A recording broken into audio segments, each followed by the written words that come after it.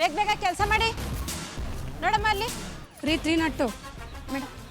ಯಾರೀ ಅಲ್ಲಿ ದಿಮಾಕಲ್ಲಿ ಕೂತಿದ್ದಾಳಲ್ಲ ಅವಳು? ಅವಳ ಹೆಸರು ಪ್ರಿಯಾ ಮೇಡಮ್. ಯಾವುದೋ ಮಗು ಕಿಡ್ನಾಪ್ ಕೇಸ್ ಮೇಲೆ ಬಂದಿದ್ದಾಳೆ. ನೋಡಕ್ ಫಿಲಿಮ್ ಆಗ್ತಿದ್ದಂಗಿದ್ದಾಳೆ. ಇವಳಿಗೆ ಯಾಕ್ರಿ ಬೇಕಿತ್ತಿದೆಲ್ಲ? ಜೊತೆಗೆ ಅಹಂಕಾರ ಬೇರೆ ಇದೆ. ಜಾಸ್ತಿ ಮಾತಾಡಲ್ಲ ಮೇಡಮ್. ಮನೆ ಹಾಳು ಮಾಡೋರು ಯಾರು ಜಾಸ್ತಿ ಮಾತಾಡಲ್ಲ. ಸ್ವಲ್ಪ ಗಮನ ಇಟ್ಟು ನೋಡ್ಕೊಳ್ಳಿ. Okay madam. ಎಲ್ರಿ ಅವಳು? ಗೊತ್ತಿಲ್ಲ ಮೇಡಮ್.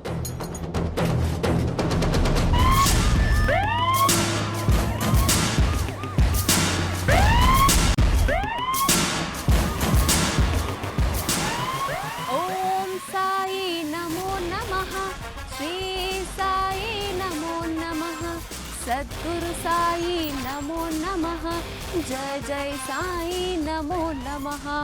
ಓಂ ಸಾಯಿ, ಶ್ರೀ ಸಾಯಿ, ಸಾಯಿನಾಥ ಸಾಯಿನಾಥ.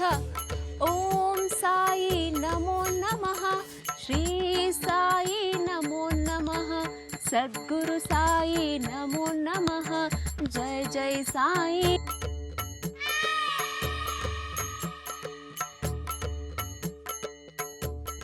ಯಾಕೆ ಮೇಡಮ್, ಏನಾಯ್ತು ಮೇಡಮ್? ನನ್ನಿಂದ ಏನಾದರೂ ತಪ್ಪಾಯ್ತಾ? ಏನಮ್ಮ, ಸಾಯಿನಾಥನ್ ಧ್ಯಾನನ ಎಷ್ಟು ಚೆನ್ನಾಗಿ ಮಾಡ್ತೀಯಮ್ಮ. ಇದನ್ನ ಕೇಳಿ ನನಗೆ ತುಂಬ ಖುಷಿ ಆಯ್ತಮ್ಮ. ಸಾಯಿನಾಥ ಅಂದರೆ ನನಗೆ ತುಂಬ ಭಕ್ತಿ ಮೇಡಮ್. ಎಲ್ಲೇ ಇದ್ದರೂ ನಾನು ಈ ಟೈಮ್ನಲ್ಲಿ ಸಾಯಿನಾಥನ ಧ್ಯಾನ ಮಾಡ್ತೀನಿ. ನನ್ನ ಚಿಕ್ಕ ಮಗುವಿಂದ ನನಗೆ ಈ ಅಭ್ಯಾಸ ಆಗಿಬಿಟ್ಟಿದೆ. ಮೇಡಮ್, ನಾನು ಧ್ಯಾನ ಮಾಡೋದ್ರಿಂದ ಏನಾದರೂ ತಪ್ಪಾಯ್ತಾ? ಇಲ್ಲಿದ್ದಕ್ಕೆಲ್ಲ ಅವಕಾಶ ಇಲ್ವಾ? ಒನ್ ಟೈಮ್ ಊಟ ಇಲ್ಲದೆ ಇದ್ದರೂ ನಾನು ಇರ್ತೀನಿ. ಆದರೆ ಸಾಯಿನಾಥನ್ ಧ್ಯಾನ ಮಾಡದೆ ನನ್ನಿಂದ ಇರೋದಕ್ಕಾಗಲ್ಲ ಮೇಡಮ್. ಪ್ಲೀಸ್ ಇದೊಂದಕ್ಕೆ ಅವಕಾಶ ಮಾಡಿಕೊಡಿ. ಇಷ್ಟು ಚಿಕ್ಕ ವಯಸ್ಸಿಗೆ ಏನು ನಯ, ಅದೇನು ವಿನಯ, ಅದೇನು ಭಕ್ತಿ. ನಿನ್ನ ಗುಣ ನೋಡ್ತಿದ್ರೆ ಕೈ ಮುಗಿಬೇಕು ಅನ್ಸುತ್ತೆ ಕಣಮ್ಮ. ದೇವ್ರ ಧ್ಯಾನಕ್ಕೆ ಸ್ಥಳ ಆಗಲಿ ಟೈಮ್ ಆಗಲಿ ಇಲ್ಲಮ್ಮ. ಯಾರ ಮನಸ್ಸು ಚೆನ್ನಾಗಿರುತ್ತೋ ಅವ್ರಿಗೆ ಎಲ್ಲ ಕಡೆ ಆ ಸಾಯಿನಾಥನೇ ಕಾಣಿಸ್ತಾನೆ. ಇಷ್ಟು ಒಳ್ಳೆ ಹುಡುಗಿ ನೀನು ತಪ್ಪು ಮಾಡಿದ್ಯಾ ಅಂದರೆ ನನಗೆ ನಂಬಕ್ಕೆ ಆಗ್ತಿಲ್ಲಮ್ಮ. ಇಲ್ಲಿರೋರೆಲ್ಲ ಕೆಟ್ಟವ್ರಾ ಮೇಡಮ್? ಹಾಗಾದ್ರೆ ಹೊರಗಿರೋರೆಲ್ಲ ಒಳ್ಳೆಯವ್ರಾ? ಇಷ್ಟ್ರ ಮೇಲೆ ನಾನೇನು ಹೇಳಲ್ಲ, ಎಲ್ಲ ಸಾಯಿನಾಥನ್ಗೆ ಬಿಟ್ಟಿದ್ದೀನಿ. ಯಾಕಂದ್ರೆ ನಾನು ಸತ್ಯ ಹೇಳಿದ್ರೆ ಯಾರು ನಂಬಲ್ಲ. ಇಲ್ಲಮ್ಮ, ನಾನು ನಿನ್ನ ಮಾತನ್ನು ನಂಬ್ತೀನಿ. ನೀನು ತಪ್ಪು ಮಾಡಿಲ್ಲ ಅನ್ನೋದು ನೀನು ನೋಡ್ತಿದ್ದಾಗೆ ಗೊತ್ತಾಗುತ್ತೆ. ಮೇಡಮ್, ನೀವು ನನ್ನ ಮಾತನ್ನು ನಂಬ್ತೀರಾ? ಖಂಡಿತ ನಂಬ್ತೀನಮ್ಮ. Thank you madam. ನನ್ನ ಮಗುನ ಕಾಪಾಡಬೇಕು ಅಂತ ಹೋಗಿದ್ದೆ, ಆದರೆ ಅವರು ನಾನೇ ಮಗುನ ಕಿಡ್ನಾಪ್ ಮಾಡೋಕ್ಕೆ ಬಂದಿದ್ದೀನಿ ಅಂತ ಸುಳ್ಳು ಕಂಪ್ಲೇಂಟ್ ಕೊಟ್ಟರು. ನಾನು ಎಷ್ಟೇ ನಿಜ ಹೇಳಿದ್ರು ಯಾರು ನನ್ನ ಮಾತನ್ನು ನಂಬಲೇ ಇಲ್ಲ. ಕಡೆ ಪಕ್ಷ ನೀವಾದರೂ ನನ್ನ ಮಾತನ್ನು ನಂಬಿದ್ರಲ್ಲ, ನನಗಷ್ಟೇ ಸಾಕು. ನಾನು ಒಪ್ಕೊಂಡಿರೋದು ಮಾತ್ರ ಅಲ್ಲ, ನೀನು ನಿರಪರಾಧಿ ಅನ್ನೋದು ಎಲ್ರಿಗೂ ಗೊತ್ತಾಗುತ್ತೆ. ನೀವಿಷ್ಟು ಹೇಳಿದ್ರಲ್ಲ, ನನಗಷ್ಟೇ ಸಾಕು. ನಾನು ಅಪರಾಧಿ ಅಂತ ಕೋರ್ಟ್ನಲ್ಲಿ ಪ್ರೂವ್ ಆಗಿ ನನ್ನ ಚೈನಲ್ಲಿ ಕೂತಿದ್ರು ಪರವಾಗಿಲ್ಲ, ನಾನೇನು ಯೋಚನೆ ಮಾಡಲ್ಲ ಮೇಡಮ್. ಮೋಸ, ವಂಚನೆ ಒಂದು ಗೊತ್ತಿಲ್ಲದೆ ಇರೋ ನಿನ್ನಂತೋಳ ಮೇಲೆ ಕಂಪ್ಲೇಂಟ್ ಕೊಡೋಕೆ ಅವ್ರಿಗೆ ಮನ್ಸಾದ್ರೂ ಹೇಗೆ ಬಂತು?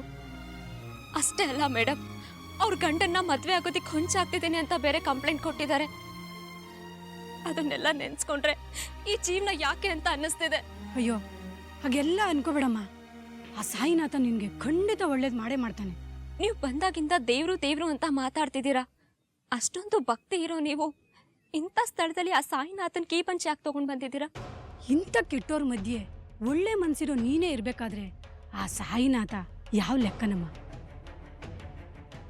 ಆ ಸಾಯಿನಾಥನ್ಗೆ ಒಳ್ಳೆಯವರು ಕೆಟ್ಟವರು ಅನ್ನೋ ಭೇದ ಭಾವನೆ ಇಲ್ಲಮ್ಮ.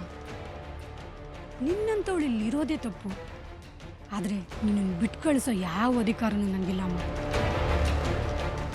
ನಿನ್ಗೇನಾದರೂ ಹೆಲ್ಪ್ ಬೇಕಾದರೆ ಸಂಕೋಚ ಪಡೆದೆ ನನ್ನ ಕೇಳಮ್ಮ. ಅಷ್ಟು ಸಾಕು ಮೇಡಮ್. ನೀವಿಷ್ಟು ಹೇಳಿದ್ರಲ್ಲ, ನನಗೇನೋ ಸಿಕ್ತಾಗಾಯ್ತು. ಅದಕ್ಕೂ ಮೀರಿ ನೀವು ನನಗೆ ಸಹಾಯ ಮಾಡಲೇಬೇಕು ಅನ್ನೋದಾದರೆ, ನಮ್ಮ ಅಣ್ಣನಿಗೆ ಕ್ಯಾನ್ಸರ್ ಇದೆ ಮೇಡಮ್. ಅವನಿನ್ನು 3 ತಿಂಗಳು ಅಷ್ಟೇ ಬದುಕೋದು. ನಾನು ಅವನು ಅನಾಥರು. ಅವನಿಗೆ ನನ್ನನ್ನು ಬಿಟ್ಟರೆ ಬೇರೆ ಯಾರೂ ಇಲ್ಲ. ಪಾಪ, ಅವನು ನಿನ್ನೆ ಊಟ ಮಾಡಿದನೋ ಔಷಧಿ ತಗೊಂಡಿದ್ದಾನೋ ಒಂದು ಗೊತ್ತಿಲ್ಲ ಮೇಡಮ್. ಅವನ ಜೊತೆ ಮಾತಾಡಬೇಕು ಅಂತ ಅನ್ನಿಸ್ತಿದೆ. ನೀವು ಫೋನ್ ಕೊಡ್ತೀರಾ ಪ್ಲೀಸ್?